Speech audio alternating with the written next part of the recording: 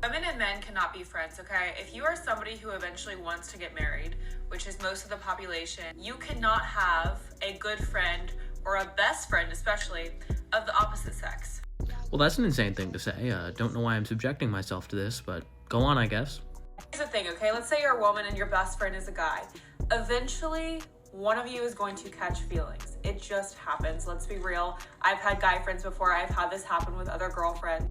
Videos like this, and really any video made by a conservative on the internet, are always so fascinating because they always say more about the individual making the video than anyone else. Because what this video screams is, I lack the emotional maturity and basic communication skills that are necessary for a healthy platonic relationship. And therefore I'm closing myself off to meaningful relationships with 50% of the population. People want different things in relationships all the time. This is not exclusive to romantic relationships. In platonic relationships with individuals of the same sex, because apparently those are the only true friendships you believe can exist, there are still communication discrepancies and individuals who have differing needs. Sometimes one friend feels the other isn't upholding their end of the friendship. So what happens in those situations?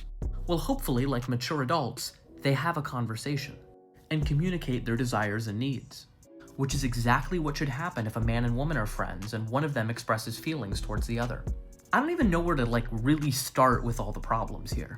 First off, it denies that gay people exist at all or are in relationships, especially bisexual people. Should they just abstain from all friendships because there's always a possibility that they could catch feelings? But I think the bigger issue is that the message here encourages men and women to only view the opposite sex in terms of a romantic or sexual relationship. And that type of thinking is especially harmful to men in their relationships with women. Because as someone who has built their platform talking about the problems with toxic masculinity and the way that men view women, this type of mindset plays right into that. If we encourage men to only be friends with and primarily interact with women who they are interested in a romantic or sexual way, we are reinforcing this idea that women exist only for romance and sex, when that obviously couldn't be further from the truth. I have many female friends, and I value their presence in my life as a friend.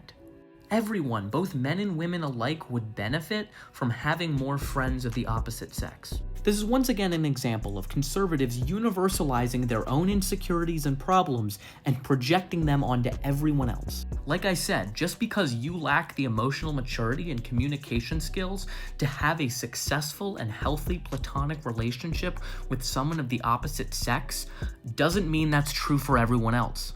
Stop trying to universalize your problems just so you feel less bad about having them.